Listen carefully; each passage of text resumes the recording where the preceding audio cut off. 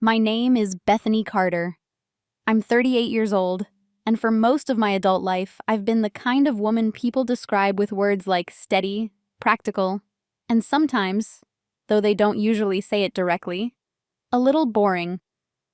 I live in Portland, Oregon, where the rain is gentle most of the year, and routines have a way of quietly becoming the structure of your life. I work as an administrative coordinator for a small nonprofit, which means my days are filled with schedules, spreadsheets, and making sure things run smoothly behind the scenes. It's not glamorous work, but it's the kind of work that keeps everything from falling apart. If you met me casually, you might assume I'm someone who prefers the background. I'm not loud. I'm not the person telling the best story at the table. I'm usually the one pouring more coffee, clearing plates, or making sure everyone else has what they need. For a long time, people interpreted that as something else. They thought it meant I didn't notice things, or that I didn't understand them. And when it came to money, well, according to my husband, I was apparently terrible with it. At family gatherings, he had a habit of turning it into a joke. The kind of joke people laugh at politely because it sounds harmless enough.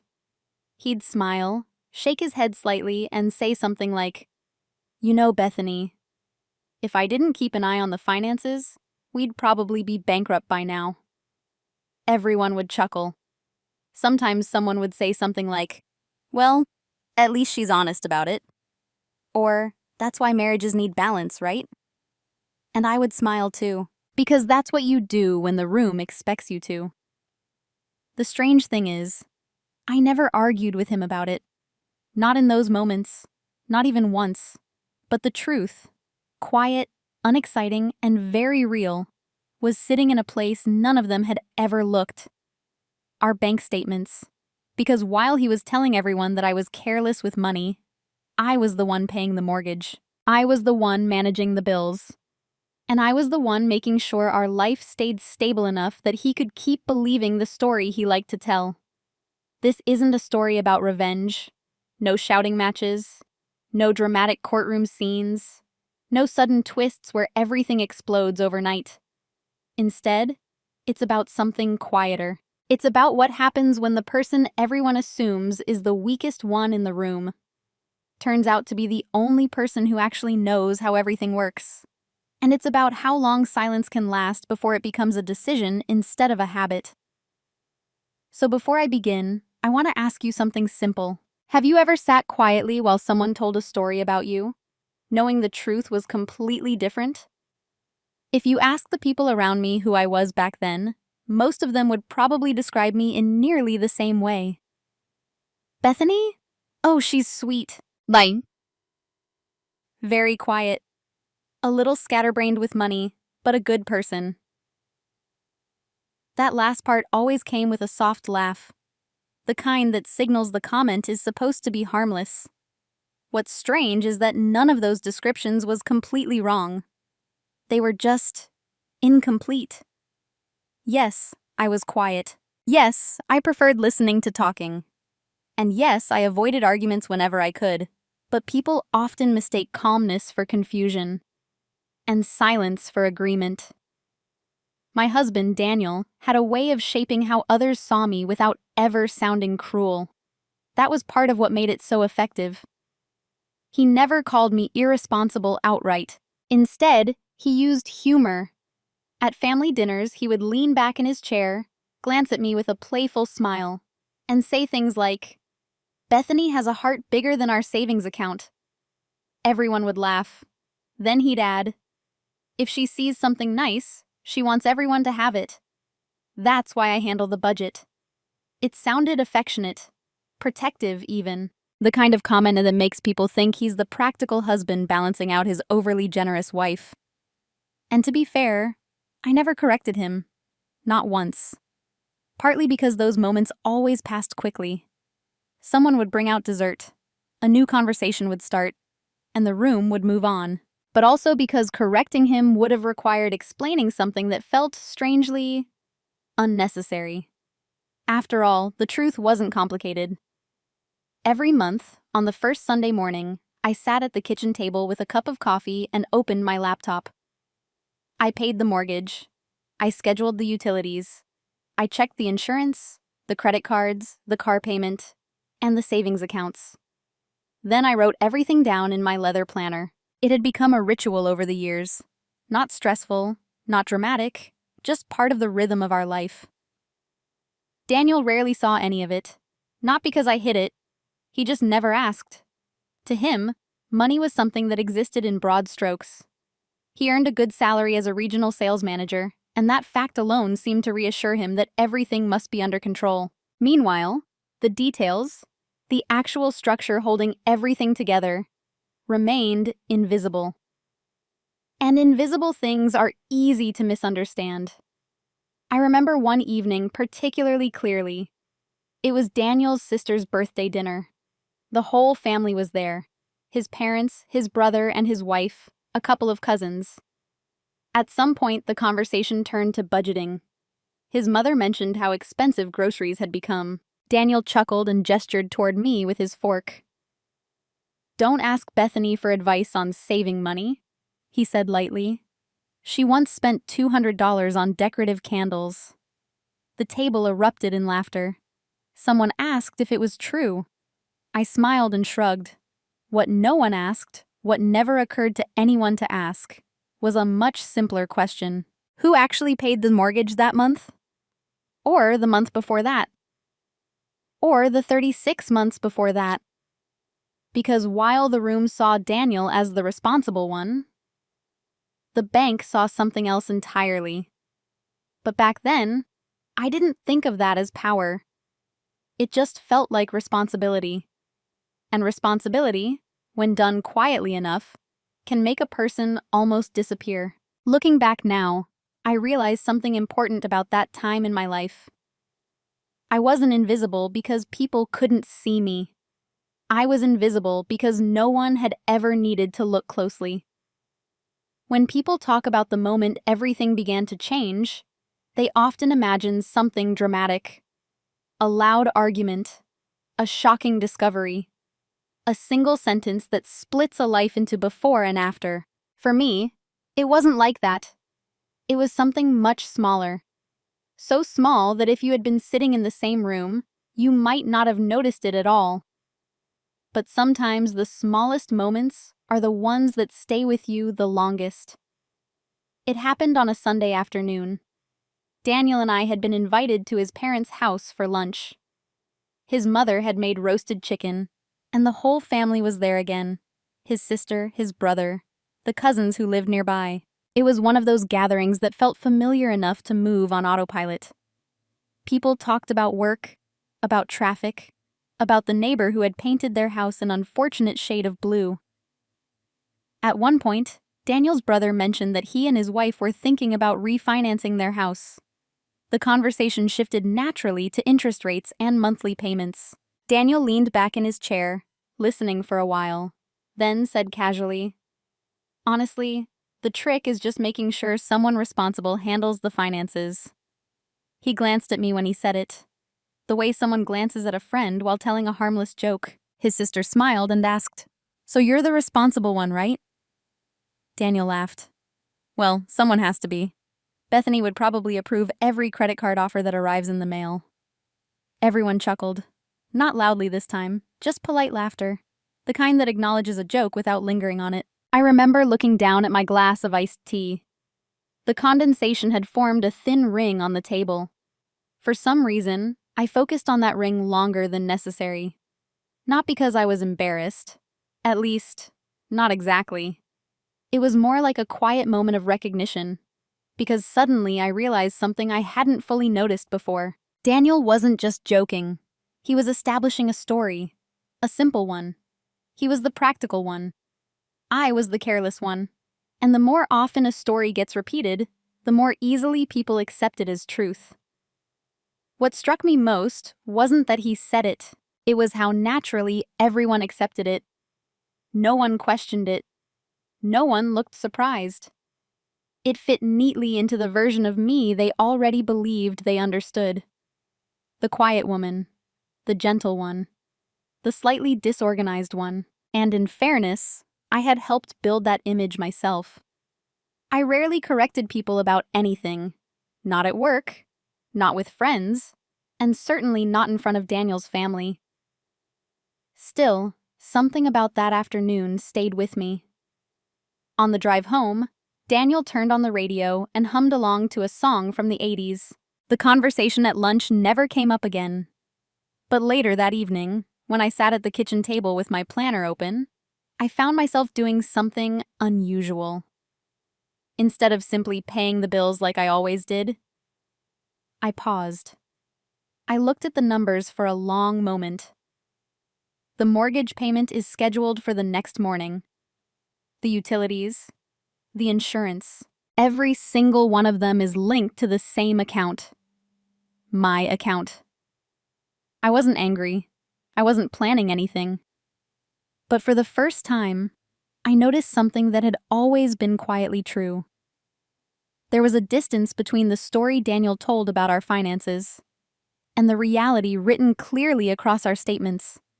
And that distance, small as it seemed then, had just become impossible for me to ignore. After that Sunday lunch, life didn't change in any visible way.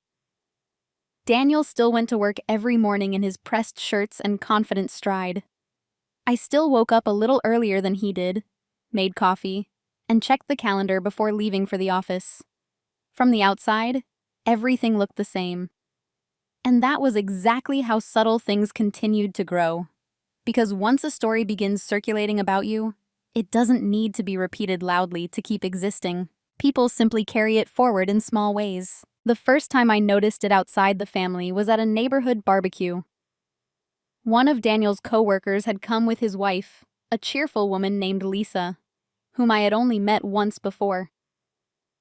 At some point in the evening, the conversation drifted toward household budgeting. Someone complaining about rising rent, someone else about student loans. Lisa laughed and nudged Daniel lightly. "You probably handle all that stuff, right?" Daniel didn't hesitate. "Someone has to," he said with an easy grin. Then he added, almost affectionately, "Bethany has a generous heart, but spreadsheets aren't really her thing."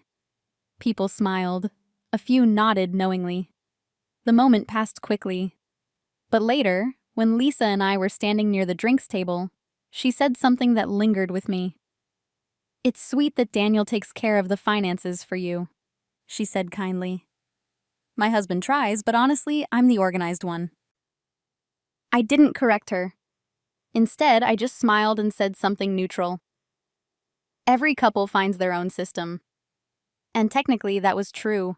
We did have a system. It just wasn't the one people imagined. Over the next few months, similar moments appeared here and there. Little comments, small assumptions. Daniel's sister once asked him if he could help her review a loan application because he was the finance expert in the family. A cousin joked that I should never be left alone with online shopping during holiday sales. None of it was said with cruelty. That was the strange part. There was no hostility behind it, just a quiet acceptance of the role I had been assigned. And slowly, I began to understand something about myself. I had become very good at rationalizing silence. I told myself that correcting people would be awkward.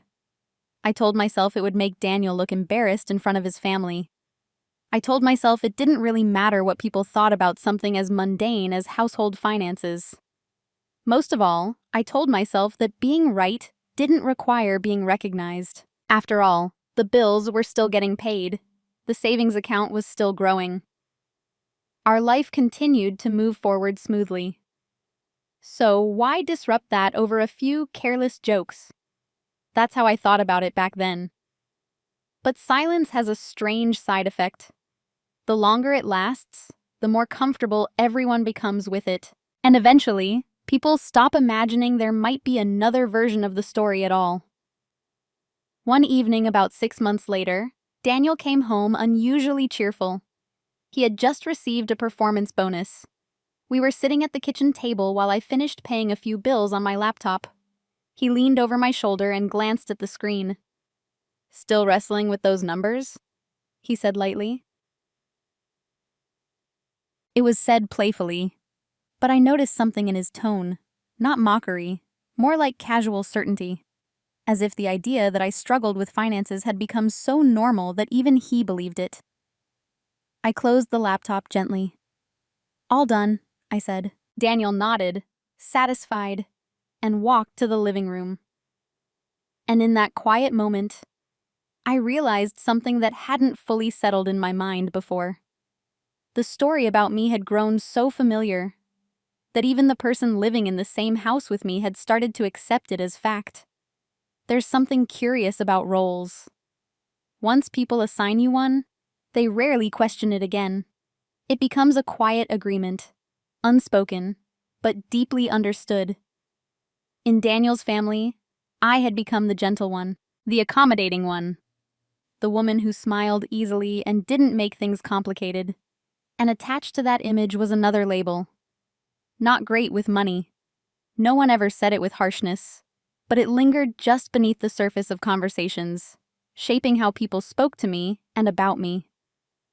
At first, I thought of it as something temporary, a misunderstanding that might correct itself naturally over time. But slowly, I began noticing how firmly the role had settled into place. One evening, Daniel's sister Megan called while I was cooking dinner. She wanted advice about planning a vacation and wondered whether she and her husband should take out a small travel loan. I listened carefully while stirring a pot of soup. Then I said as gently as possible, "You might want to calculate the interest first. Sometimes it's cheaper to save for a few months instead of financing it." There was a pause on the other end of the phone. Then Megan laughed lightly. "I'll probably ask Daniel about it too. He's the finance brain in the family." She didn't mean anything by it. I could hear that clearly in her voice. But after we hung up, I stood in the kitchen for a moment longer than necessary. The soup simmered quietly on the stove, and I thought about something that had become increasingly clear. People weren't just misunderstanding me. They had organized their expectations around that misunderstanding. Daniel was the responsible one. I was the supportive one. Daniel made the decisions. I helped keep things comfortable. There's a kind of stability in those arrangements. They make life predictable. No one has to rethink anything. No one has to reconsider how the system works. And for years, I had participated in that system willingly. Not because I felt powerless, but because I believed harmony mattered more than recognition. If the household ran smoothly, if the bills were paid, if everyone felt secure, then the rest seemed unimportant. At least, that's what I told myself. But there was another side to that role. Being useful but invisible has a quiet cost. It means the things you carry responsibility for are rarely acknowledged. The mortgage payment that leaves your account every month. The insurance policies you compare carefully.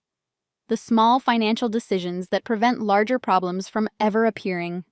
When those things go well, they disappear into the background. People only notice them when they stop happening. And at that time in my life, I had never allowed them to stop.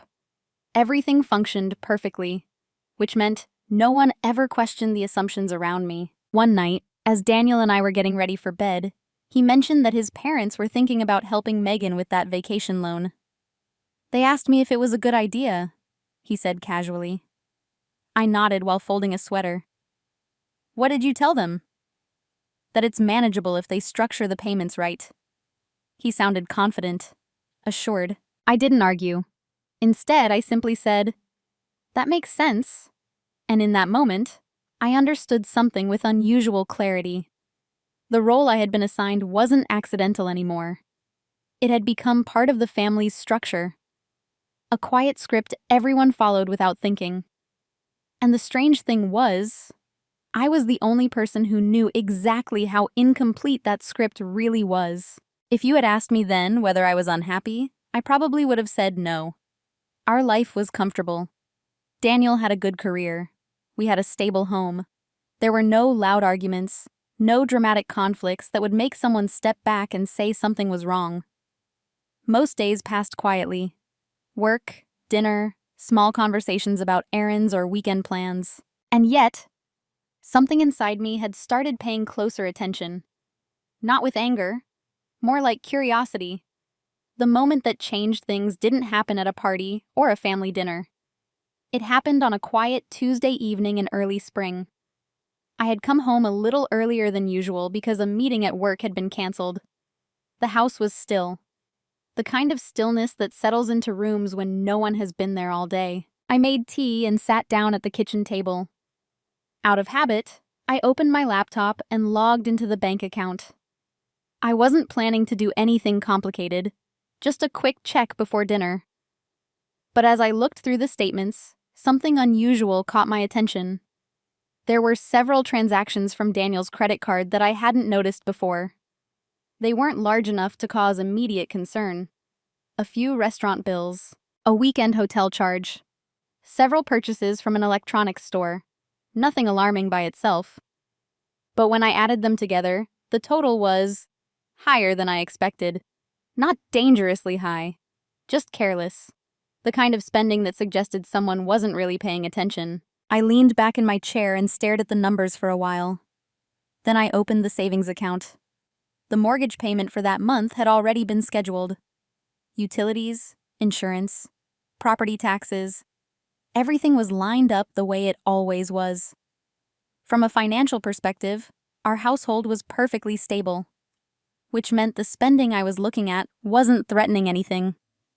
Still, something about the contrast struck me. For years, Daniel had told people, casually, jokingly, that I was the one who struggled with money. Meanwhile, the actual system holding everything together existed quietly on my screen. I didn't feel angry when I realized this. What I felt instead was something much calmer. Distance. Not emotional distance from Daniel himself, exactly. More like a step backward from the story that had been surrounding me for so long. For the first time, I looked at it almost like an observer. Daniel believed he was the responsible one. His family believed it. Even some of our friends believed it. And I had never corrected the story. Which meant, in a way, I had allowed it to exist. Not intentionally, but through silence. I closed the banking window and reached for my leather planner. The pages were filled with years of careful notes, payment schedules, savings targets, reminders about insurance renewals. I ran my fingers lightly across the paper. Then I did something small, but unusual. Instead of closing the planner immediately, I began writing down a few additional details. Nothing dramatic, just clearer documentation. Dates, transfers, account balances. The kind of information I had always known but had never felt the need to organize so carefully. I didn't think of it as preparation. I certainly didn't think of it as a strategy. At that moment, it felt like something simpler. Clarity. For years, I had managed our financial life quietly because that seemed like the easiest way to keep things peaceful. But that evening, sitting alone at the kitchen table, I realized something I hadn't fully acknowledged before. Silence had protected the system, but it had also protected the story. And for the first time, I wondered what would happen if one day, the numbers themselves told that story instead. After that evening, nothing dramatic changed. Daniel didn't come home with shocking news. No arguments erupted. Our routines remained almost perfectly the same. But something inside my mind had shifted slightly. Before, my silence had been automatic. Now, it was deliberate. There's a difference between the two. Automatic silence happens when you don't feel the need to respond. Deliberate silence happens when you understand exactly what you could say and choose not to. Over the next few weeks, Daniel continued telling the same jokes he had always told. At a friend's birthday dinner, someone mentioned how difficult budgeting could be when both people in a marriage spent money differently. Daniel laughed and pointed lightly in my direction. "Trust me, I keep a close eye on things at home," he said.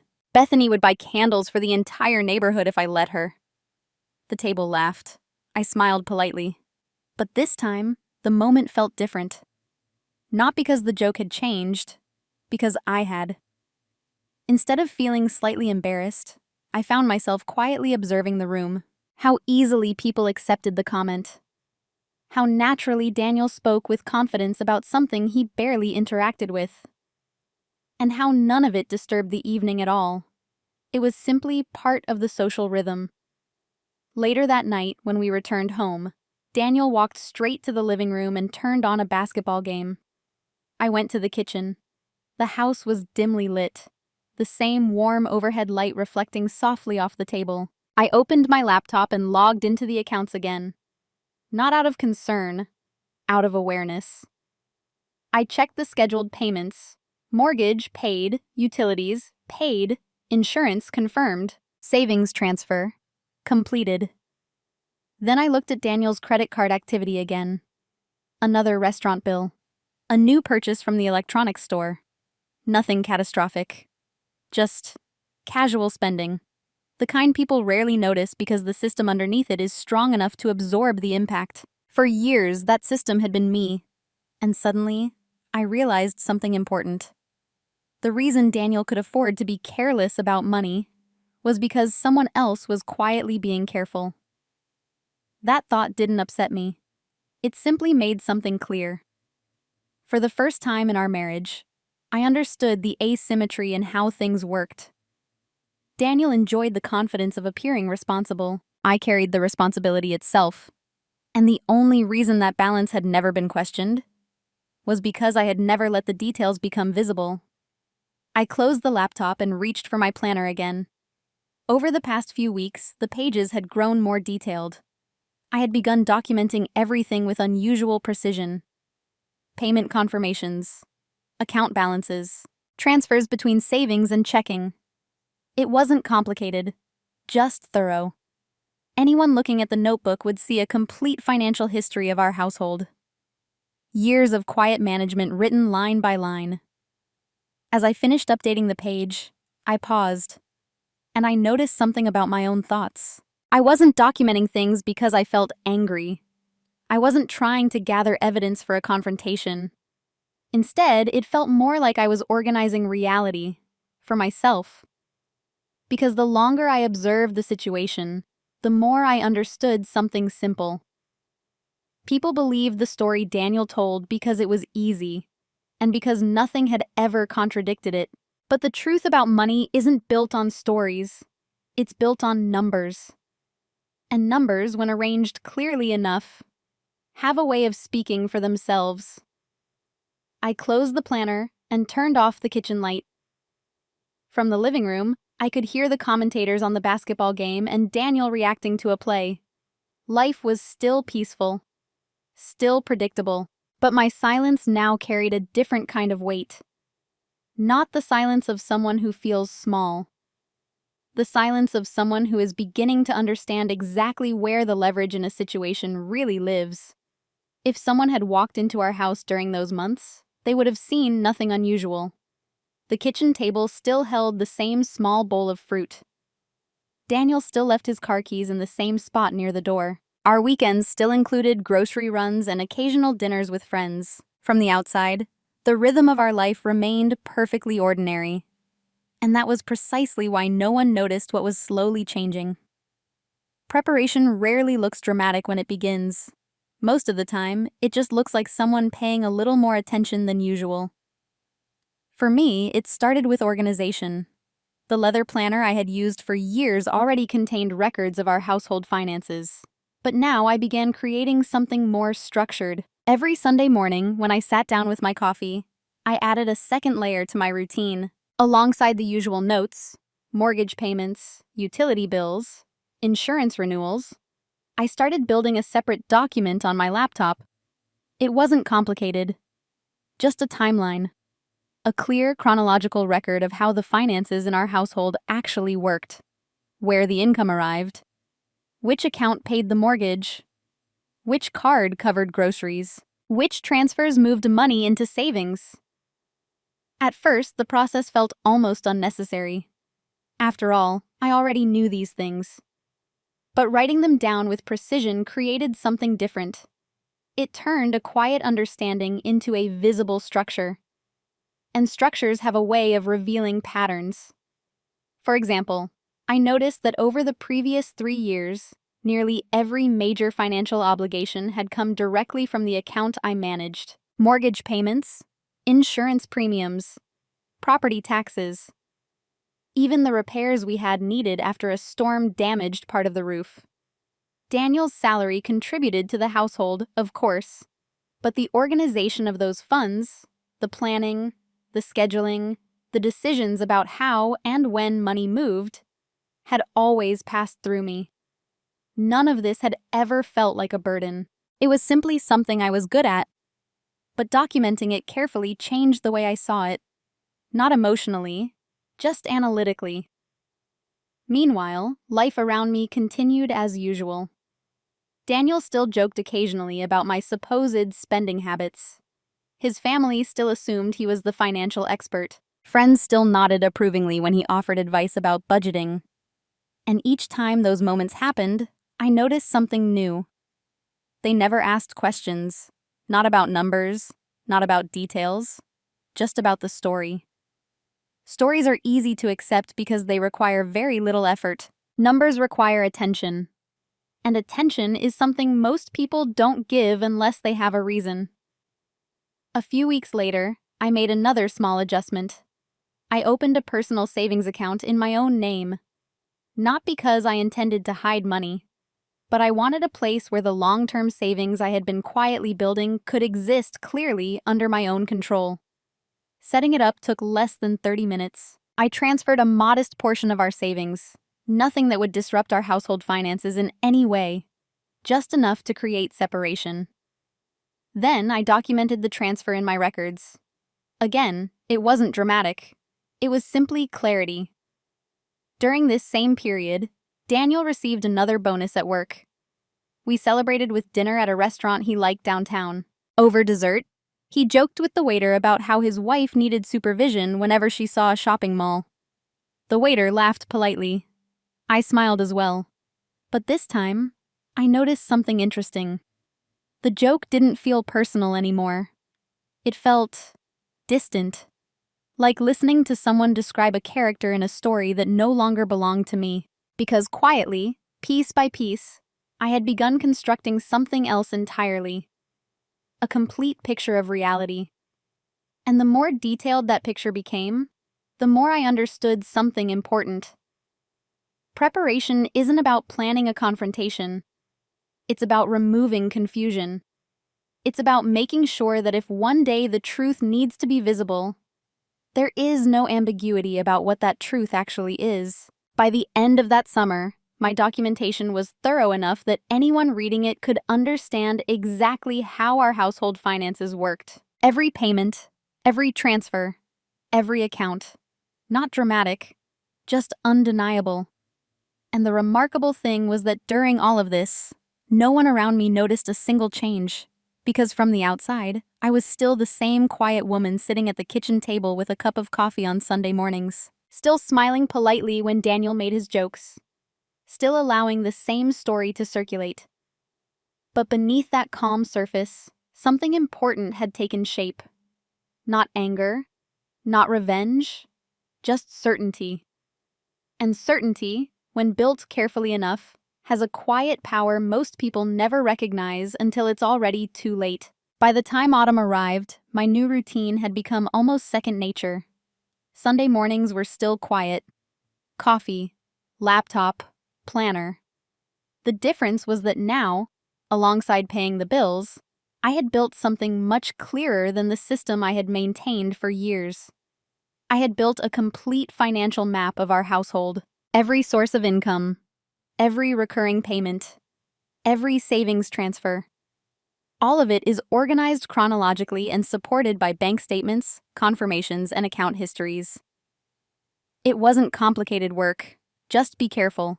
And because I had managed the finances for so long, most of the information had always been there. The only real difference now was that everything existed in one place. Structured, visible, understandable even to someone who had never seen our accounts before. One evening, while reviewing the records again, I noticed something that had never seemed particularly important until that moment. The mortgage account. Technically, the house belonged to both Daniel and me. Our names were on the deed together. But the payment structure told a more detailed story. For nearly 4 years, the monthly mortgage payments had come directly from the account I controlled. Daniel's income was deposited into our joint account, but the actual scheduling, payment authorization, and savings adjustments had always been handled through my system, which meant something very simple. Without the structure I maintained, the entire rhythm of our finances would change immediately. The house payment, the insurance, even the automated savings contributions we had built slowly over time. For the first time, I paused long enough to really consider what that meant. Not emotionally, practically. If someone looked only at Daniel's version of events, they would believe he carried the financial responsibility in our marriage. But if someone looked at the records, they would see a different pattern entirely. The realization didn't make me feel powerful. It made me feel calm, because clarity has a strange effect on the mind. It removes the need for speculation. For years, I had wondered privately whether I was overreacting to Daniel's jokes about money, whether perhaps they truly were harmless, whether correcting them would only create unnecessary tension. But now the situation felt simpler. The truth wasn't hidden, it just hadn't been examined. Later that week, something happened that made the situation even clearer. Daniel came home excited about a possible promotion at work. We were eating dinner when he said, almost proudly, "If this goes through, I might finally take full control of the household finances. You wouldn't have to worry about that stuff anymore." He said it kindly, almost like he was offering to take a burden off my shoulders. I looked at him across the table. For a moment, I imagined what it would look like if I simply agreed. If I handed him the system, he believed he already understood. But the thought didn't feel upsetting. It felt revealing, because Daniel had no idea what that system actually required. The planning, the tracking, the quiet decisions about when to save, when to hold, when to adjust. He believed finances were about confidence, but finances are really about attention, and attention, over time, creates control. I smiled and said gently, "Let's see how the promotion goes first." Daniel nodded, satisfied. The conversation moved on. But later that night, when I sat at the kitchen table again, I opened the documentation file and reviewed it from the beginning, line by line, year by year. And as I did, I felt something settle quietly inside my mind. For the first time since Daniel's jokes about my bad spending habits had begun circulating through our social circle, I understood exactly where the truth lived. Not in arguments, not in explanations, in records, numbers that had been quietly telling the real story all along. I saved the document, closed the laptop, and placed the planner back in its usual spot. No celebration, no sense of triumph, just a quiet recognition of something undeniable. The reality of our financial life had always been clear. Now it was simply organized well enough that anyone could see it. And that knowledge changed the way I thought about everything that might happen next. Clarity has an interesting side effect. Once you see a situation exactly as it is, it becomes difficult to pretend you don't. For several weeks after organizing the financial records, I didn't change anything in our routine. The mortgage continued to be paid on schedule. The utilities remained automated. Our savings contributions moved quietly from one account to another, just as they always had. From Daniel's perspective, life looked completely stable. From mine, it looked transparent. Not because anything dramatic had happened, but because the structure underneath our household had become unmistakably clear. One evening in late October, I sat alone in the living room while Daniel was out with coworkers. The house was quiet except for the soft ticking of the clock on the wall. I had my laptop open again, reviewing the documentation I had built over the past few months. It was thorough now. Every payment history, every account connection, every timeline of how our finances had been managed. For a long time, I simply looked at it, not searching for problems, just observing. And as I did, a thought began forming that I hadn't fully allowed myself to consider before. Up until now, I had been maintaining the system out of habit, out of responsibility. But the truth was something else. The entire financial structure of our household existed because I continued choosing to maintain it. And that meant something important. Choices can change. That realization didn't arrive with anger. It arrived quietly, almost like a mathematical conclusion. If the story Daniel told about our finances continued to spread, if people continued believing that he carried the responsibility, then one day that story would eventually collide with reality. Not because I forced it, because reality has its own timing. The question I faced that evening was simple. Should I keep protecting the story? Or should I allow the truth to stand on its own if the moment ever arrived? Neither option required confrontation. Neither required dramatic action. One simply required continuing exactly as things were. The other required something different. A boundary. A quiet one. For several minutes, I thought about the years Daniel and I had spent together. He wasn't a cruel man. He wasn't malicious. Most of the time, he simply enjoyed being confident in the role people believed he played. But confidence without awareness can slowly create imbalance. And that imbalance had been resting, quietly, on my shoulders. I closed the financial document and leaned back in the chair. Then I did something small. I opened the banking app and reviewed the automation settings on several of the household payments. Mortgage, insurance, utilities. Everything still ran through the system I had built years earlier. Carefully, dependably. But systems can be adjusted, not destroyed, just restructured. That evening, I made a decision that felt both calm and irreversible. I would no longer protect the illusions surrounding our finances. I wouldn't argue about it. I wouldn't confront Daniel publicly. I would simply begin arranging things so that the financial reality of our household existed clearly under my own control. No confusion, no shared assumptions, just a clean structure. It took less than an hour to start making the adjustments. Small things at first. Account separations, payment authorities, savings allocations. Nothing that would harm our stability. Only changes that made the structure of responsibility unmistakably clear. When Daniel returned home later that night, he found me in the kitchen washing a mug.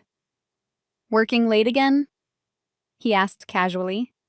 "Just organizing a few things," I said. He nodded, unconcerned. From his perspective, nothing had changed. But as I turned off the kitchen light and followed him toward the hallway, I knew something important had quietly shifted. For years, I had maintained the financial foundation of our life without anyone truly seeing it. Now, for the first time, I had chosen to make sure that the foundation belonged unmistakably to the person who had been carrying it all along. Once the decision was made, the rest felt surprisingly calm. There was no sense of urgency, no rush to change everything overnight. The structure of our finances had taken years to build. Adjusting it didn't require dramatic action, just careful steps taken quietly over time. And quiet steps are rarely noticed. Over the next few weeks, I began reorganizing the system I had maintained for so long. Not dismantling it, just clarifying ownership. The first step was separating the accounts more clearly. For years, nearly every automated payment had been linked through the same structure I managed. Our joint account connected to my personal oversight system. Now, I adjusted a few of those pathways. The mortgage continued to be paid exactly on schedule, but the reserve fund that supported it moved fully under my personal savings structure. Utilities and insurance remained automated, but their funding accounts were simplified, so there was no ambiguity about who was organizing them. From the outside, nothing looked different. Bills were paid. Balances remained stable. Our household ran exactly as smoothly as it always had. Daniel never noticed. And in truth, there was no reason he would have. He still believed the story that had been repeated for years, that he was the one keeping an eye on things. Meanwhile, my role continued exactly as before. I cooked dinner most evenings. I scheduled appointments.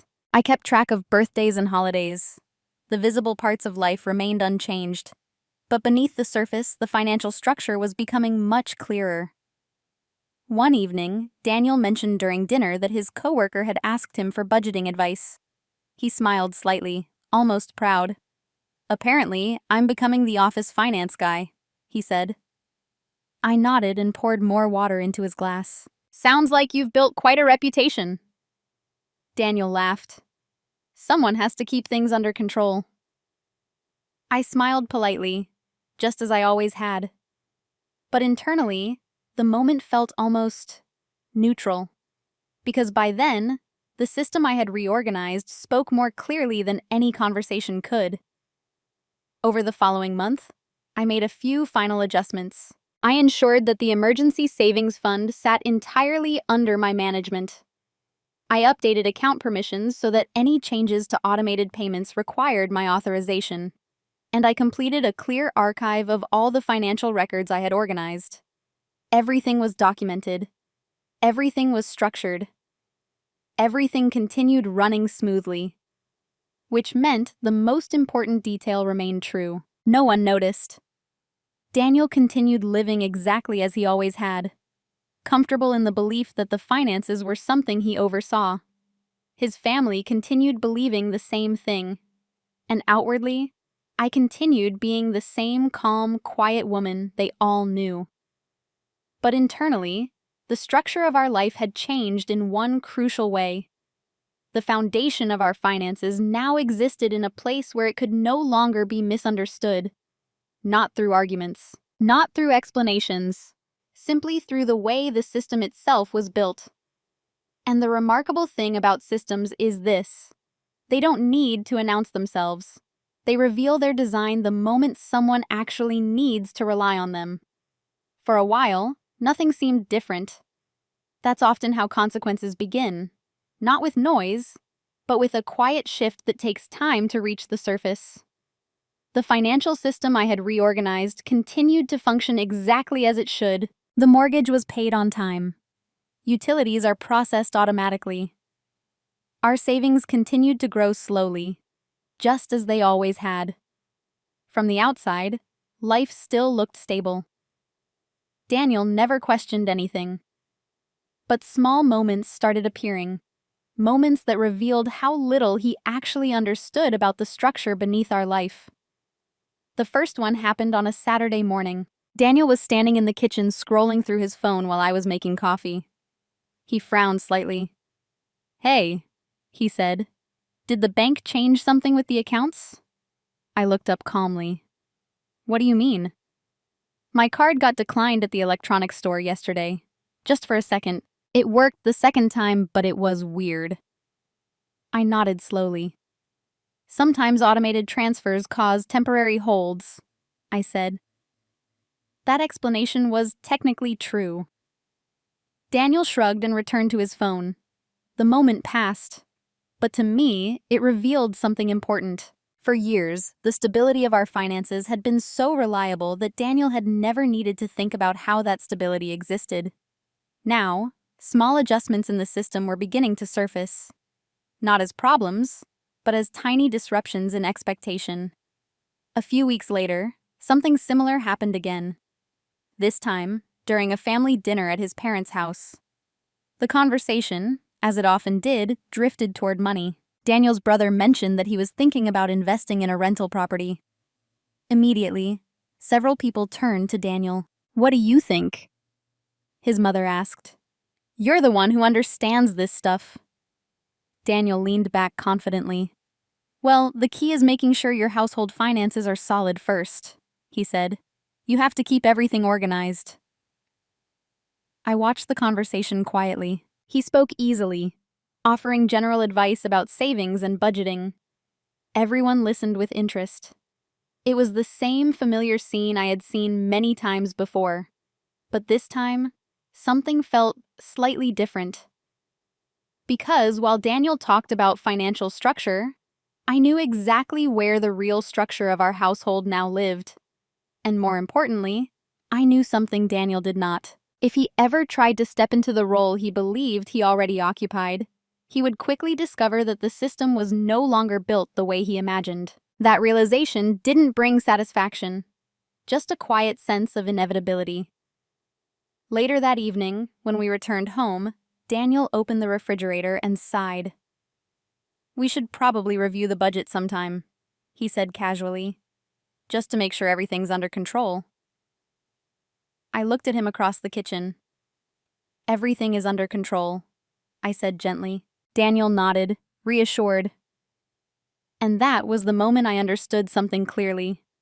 For years, I had protected the illusions surrounding our finances. Now, the system simply existed as it truly was. And the consequences of that reality were beginning to appear. Not as confrontation, not as conflict, but as small moments where Daniel's confidence quietly brushed against a structure he had never actually built. At first, those moments were easy to dismiss, but systems reveal themselves over time, and time, unlike conversation, never loses patience. The first real moment of confusion arrived about 2 months later.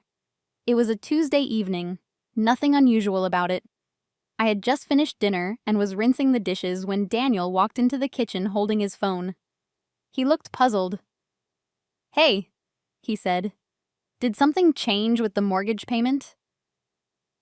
I dried my hands on a towel and turned slightly toward him, my hands on a "What makes you ask?"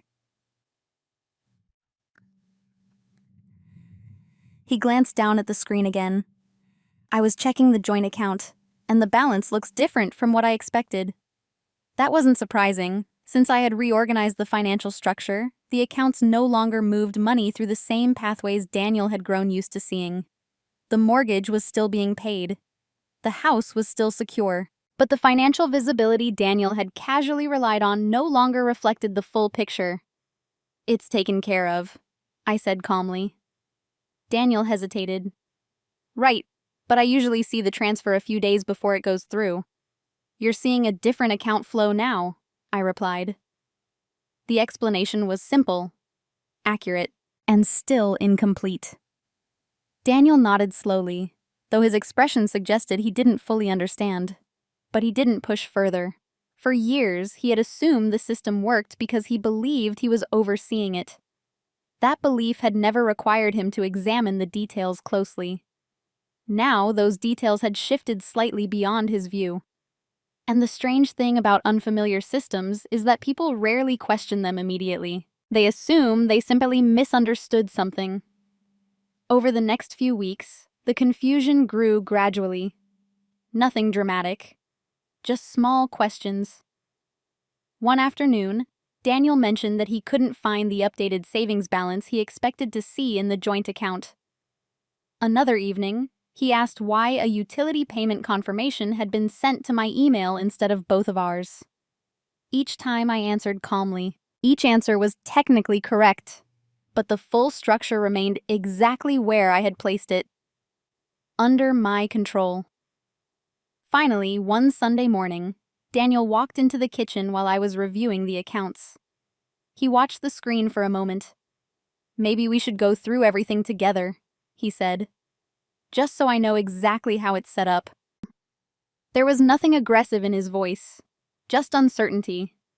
For the first time in years, the role he believed he occupied was beginning to feel slightly unstable. I closed the laptop gently.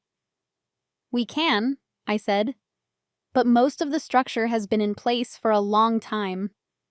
Daniel pulled out a chair and sat down. "Right, but I never realized how many things were connected to your accounts." I looked at him quietly. That sentence carried more meaning than he realized, because it wasn't something new. It had always been true. The difference was that now, the system made that reality impossible to overlook. Daniel leaned back slightly, processing. "So if something happened," he began slowly, "a lot of the financial control would technically sit with you." I nodded. Yes. The word hung in the air for a moment. Daniel didn't argue. He didn't accuse me of anything. But I could see the realization settling in. For years, the story he had told everyone about our finances had been built on confidence. Now he was looking at the structure itself. And structures, unlike stories, don't change easily once they're in place. By the time Daniel fully understood how our finances actually worked, the system had already been organized in a way that could not simply be reversed overnight. Not without unraveling the stability he had always taken for granted. And that was the moment something became clear to both of us. Not through confrontation, through quiet recognition. The story he had told for years no longer matched the reality sitting in front of him. And reality, once visible, doesn't return to hiding. The conversation happened a few days later. Not during an argument, not after a dramatic discovery. Just on a quiet Thursday evening, while the rain tapped softly against the kitchen windows. Daniel had been quieter than usual since our conversation about the accounts. Not distant, exactly, just thoughtful in a way I hadn't seen before. After dinner, he sat down at the table while I wiped the counter. "Bethany," he said carefully, "can we talk about the finances for a minute?" I nodded and pulled out the chair across from him. "Of course." He took a breath before speaking again. "I've been thinking about what you showed me the other day, about how the accounts are structured." I waited. Daniel rested his hands on the table, fingers loosely intertwined. "I guess I didn't realize how much of it you've been managing all these years." There was no accusation in his voice, just a quiet surprise. "That's how it developed," I said calmly. "It worked well, so I kept maintaining it." Daniel nodded slowly. "But everyone always thought... the way I've talked about it." He paused, choosing his words. "I may have given people the impression that I was the one handling things." I didn't interrupt. The sentence was something he needed to say himself. After a moment, he looked up at me. "You never corrected me." "That's true," I said. Daniel studied my face for a second, as if searching for frustration or resentment. He didn't find either. "Why not?" he asked quietly. I considered the question for a moment. "Because the system was working," I said. "The bills were paid. The house was secure. Our savings were growing." Daniel leaned back slightly. "But the jokes," he said, "about you being bad with money." I gave a small, thoughtful shrug. They didn't change the numbers. The room stayed quiet for a few seconds after that. Daniel's expression shifted slightly, something between reflection and realization. "I guess I never really looked closely," he admitted. "That happens," I said gently. He ran a hand through his hair. "I feel like I should have known." "You could have asked," I replied. It wasn't criticism, just a simple observation. Daniel let out a slow breath. "You're right." For a while, neither of us spoke. The rain outside continued its soft rhythm against the glass. Finally, Daniel said something that surprised me a little. "I think I got comfortable with the story," he said. I nodded slightly. That's easy to do when things are running smoothly. Daniel looked down at the table again, and now the structure is mostly under your control. Yes, the answer was calm, neutral, not a threat, just a fact. He absorbed that quietly. Then he gave a small, almost self-conscious smile. "You know, if anyone actually looked at the statements," he said, "they'd see something very different than what I've been saying for years." I met his eyes. They would. There was no tension in the room, no raised voices, just the quiet clarity that comes when two people finally look at the same reality. Daniel nodded once more, slowly. And in that moment, something settled between us. Not anger, not victory. Simply the recognition that the story he had repeated for so long could no longer stand beside the structure that had been quietly holding our life together all along. After that conversation, life didn't transform overnight. There were no dramatic changes in our daily routine, Daniel still left early for work most mornings, and I still sat at the kitchen table on Sundays with my coffee and planner. But something subtle had shifted between us. Not tension, awareness.